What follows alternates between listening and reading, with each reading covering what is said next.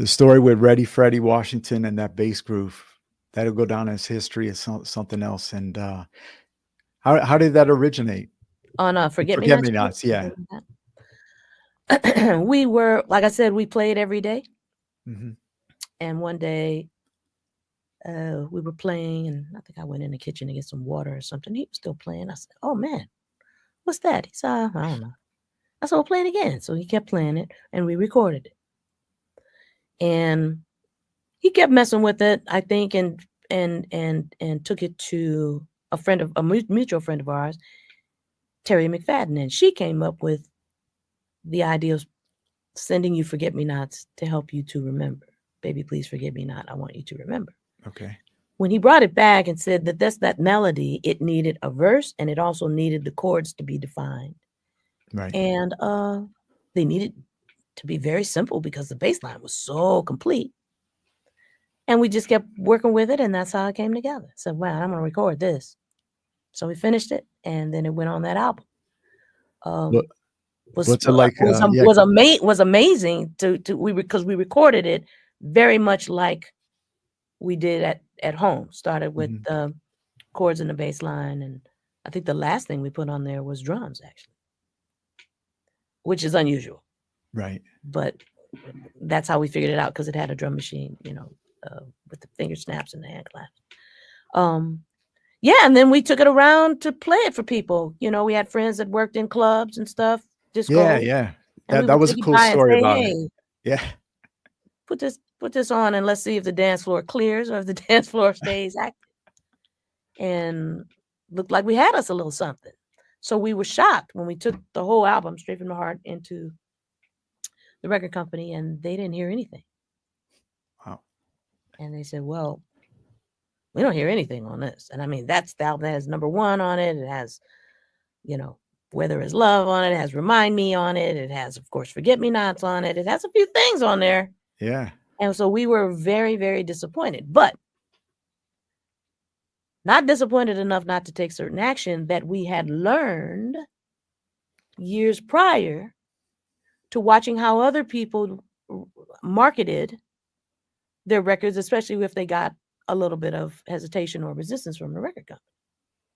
And I had records before that were not, that turned out to be, big records later, but initially were off to a slow start because they were different. And I guess record company people weren't responding as quickly for whatever reason. And so by this time we heard about independent promotion, and that's when we took action to see if we could get the thing started. You can't make people love it if they don't.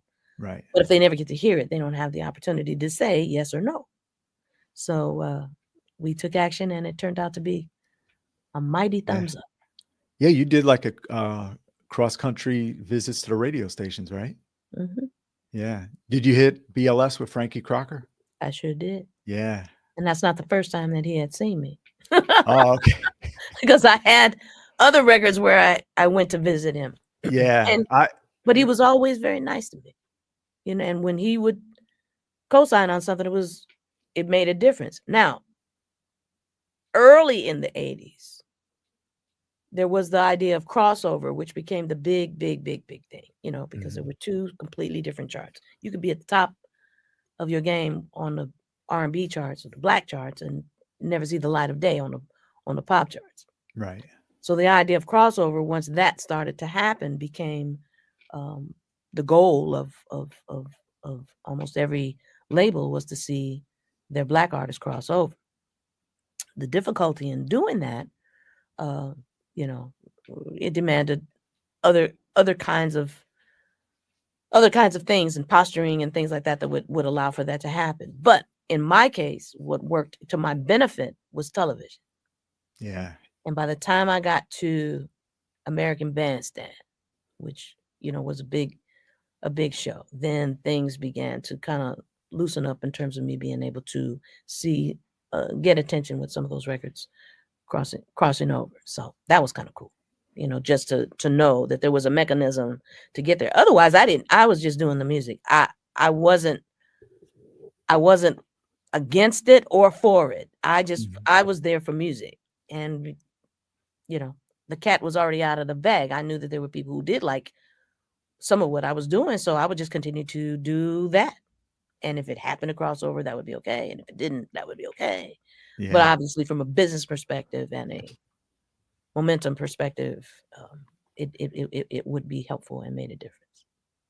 Yeah, that was a key time in music with, making the music videos. And I think in New York, it was Soul Train and then American Bandstand in that order. So we would watch those, and yeah, really propelled a lot of artists. Got, of course, that record as well. Yeah, it's Yeah. still being played. In fact, when I've toured over the last couple of years, I've been doing a little bit more touring because people want to hear me do some of Yeah. those pieces. So I don't think you have to sing. I was watching the New Morning Paris show, and the fans, you could practically let them sing. They are so into your show from the get-go. yeah, they had a great time. Yeah. You look out in the audience sometimes I do a festival or something like that, or people will bring their kids or their grandkids even. Right. And you see them side by side singing the same song. It's like, whoa. Oh, yeah. That blows you away. Yeah. It does. Let's talk about your current band, because outstanding band, putting together. So who are some of the players in it? Looks like you got some younger musicians as well, and maybe a protege, the lady on the keyboards. So tell us Yeah. about your No, band. we have Rayford Griffin playing drums, who we are contemporaries and been friends for a very long time. People might know. They won't know him necessarily, but they might know his work. Played with Angela Winbush on many of her hits. Did quite a bit with Jean-Luc Ponty, jazz violinist. Stanley Clarke and people like that. So he's done quite a few different kinds of music, and we kind of come from a similar musical identity and appreciation for a wide range. He's playing drums. Andrew Ford has been playing bass. Andrew's played with many people, recorded with a lot of people. Very solid bass player and a beautiful person. So they complement each other very well, he and Rayford. On guitar is Enzo Ianello. Enzo is formerly one of my students and a student of Paul Jackson Jr.'s, in fact.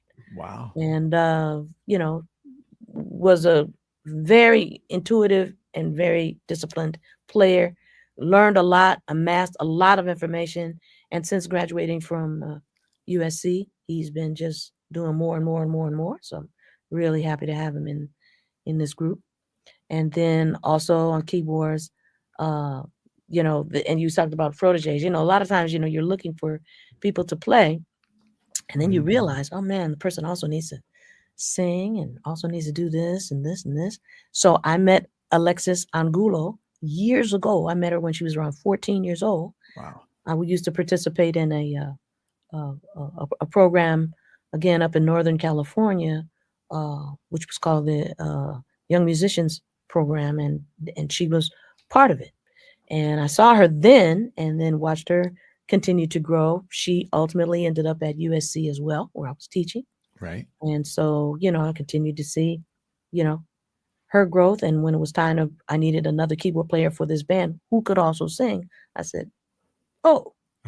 So that has worked out very, very well. And she does a lot of things with a lot of other people as well. But she and Enzo have been a real asset, in being able to be part of this aggregation.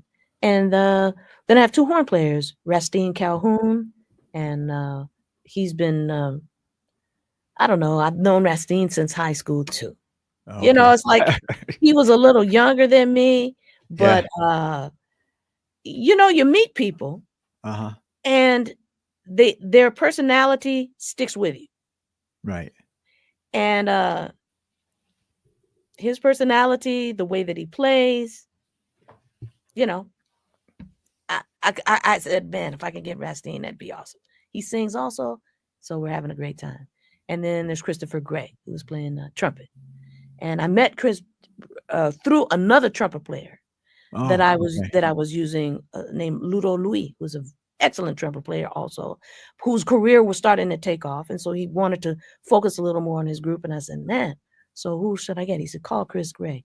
And Chris has been amazing. And we've had a really great time getting to know him. He's an excellent musician, very versatile. And we have a lot of fun. So that's the group. Yeah, and I'm sure it's really exciting that 11 cities in Europe and 13 dates all sold out, right? All sold out. We had a Yeah. wonderful time. We had a great Okay, time. you got to And, bring and I you got look to to bring be it able to here. do more of that. I want to, Yeah, now, yeah. I spend a lot of time behind the scenes, doing things for other people, arranging, and I wouldn't change a thing. I did a lot of film and television work, teaching, of course. Mhm. But, since the music is having a resurgence, it only makes sense to take advantage of that and get out and play, which I also like to do. So